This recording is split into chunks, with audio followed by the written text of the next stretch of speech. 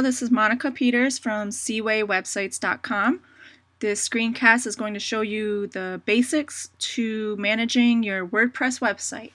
So here's your home page, wampumchronicles.com, Mohawk History. Here are your pages, and this is your top nav bar. Your pages are here. And notice books have child pages. And this is your home page. This is your header area logo. On the top right, people can search any content on your website. The archives, these are your actual posts. This is actually a blog here, so when you do a new post, it's going to go on top of the last post. Categories, every time you do a post or a page, you can add a category onto it, and that's just to help sort your content and make it more search engine friendly and help your visitors to find your content when they're searching.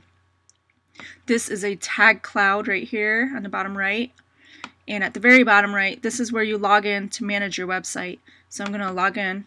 I already logged in before I made this, so to make it faster. So anyways, when I log in, I will get to the dashboard, which is right here.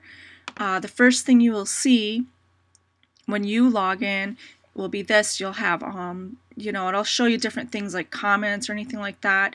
Quick press, which we shouldn't have any comments. I'll probably be deleting that. It looks like spam. I'm not sure. That's probably something old when I first set this up. But I'll be removing that because your website does not allow comments. Now, if you want to make a post, let me get out of here if you want to make a post on your blog, which is actually archives, which I'll open in another tab, the fastest way to do it is right here. Right when you log in, you have quick press. So you would put your post title here, and it should be short and really focused. All your content can go here, your text, whatever. Your tags, I don't know, say it's about history. And also right here in the content, you can click this little picture of a camera to add a picture, a video, a PDF, whatever, any kind of document. You can grab it by clicking this button to select files from your computer. If the files are coming from another website, you can put the website address here, add the title, the text, and see here you can choose image, audio, video, or other file. You can link the image to something, which I normally don't. And this alignment right here, if you choose left, it will make sure the text goes really nicely around the right side of the image, or the center, or the left side of the image. And you can mess around with that. You're not going to break anything. Media library, once you upload an image, video, anything, it will go into your media library, so that whenever you're making a post like we're doing now, you will see a list of media that you can insert into post. Here's the button here, and you can either make a thumbnail size, full size. You have all these options. Link it to another website, but we're not going to do any of that for speed purposes to get this screencast. Keep this in a small file size, and then you would just publish. The more detailed way to do a post would be right here, posts, right here at the top left, and you can see all your posts here. That test post I just did, you can see it's a draft, and we can delete that. But here's the posts that are actually on your website. Like here's the most recent one, Happy is the Nation. So if you click archives, you should see Happy is the Nation at the top of all of your posts. And you can also, and I'm going to show you the details about doing posts. I'm going to put it in edit view so that you can see you have a lot of options. You don't have to worry about any of the options, but if you really want more control over your content, here it is. You can do things like bold, italic, do different things with your text, create bullets, quotes, center it, add links right here, add page breaks. This insert more tag. I'll show you this because this is important.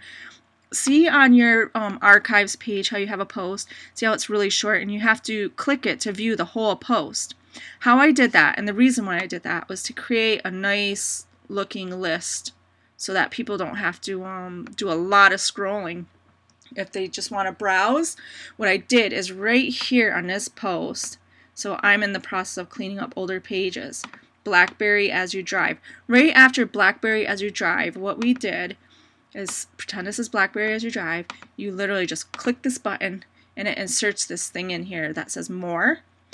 Well, that's what happens, is it will stop it for your home page so that if they want to view the entire content of this post, they click on the post to view all the content.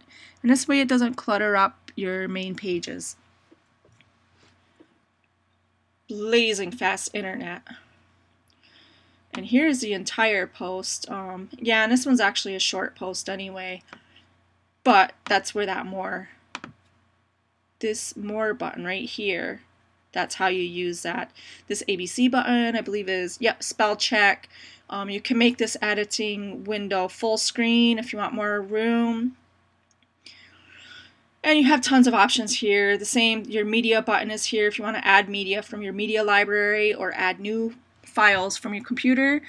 And then you just simply publish. If you want to publish in the future, you can click this button here and it will give you a date option. You can even publish it in the past, like I did on your website. We have posts that are dated for January 1800 because that document in your website is dated, you know, in the 1800s. It just made sense. You can change it if you want. You can make the post available to the public. You can password protect it, or you can make it private so that only, say, an employee can see it. The other option you have is you can save it as a draft, or you can pen review. So anyways, there's all that.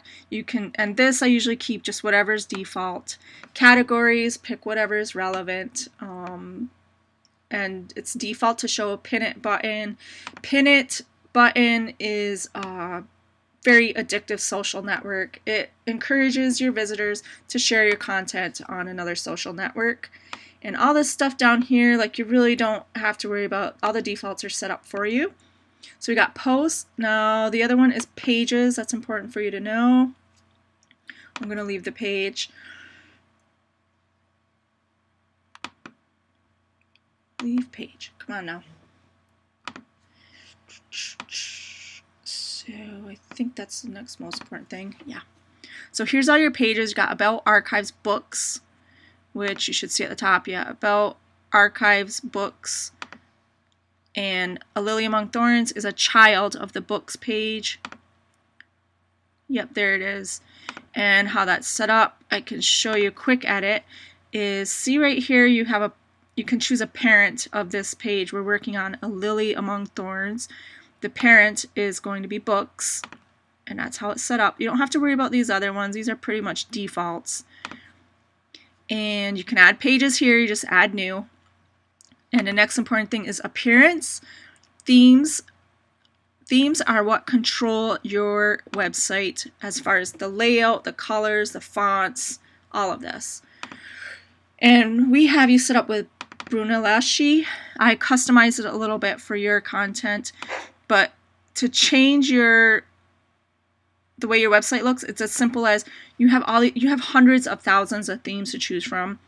Here's a bunch I installed for you. You simply just activate. That's it. You click that button, activate. It will change the way your whole website looks like.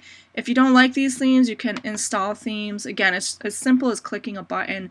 And you can do a search. You can search by term, author, tag. You can search by colors, anything you can imagine. I don't know. Let's search for history. So we have two here that are great for history, supposedly, whatever. They have keywords in there. It's as simple as install, or you can just preview. For time purposes, I'm not going to click these. You can click them. You're not going to hurt anything. And that is everything I'm going to show you in this video. If you have any more questions or anything you want to try, just ask me, and I can make another fast screencast for you.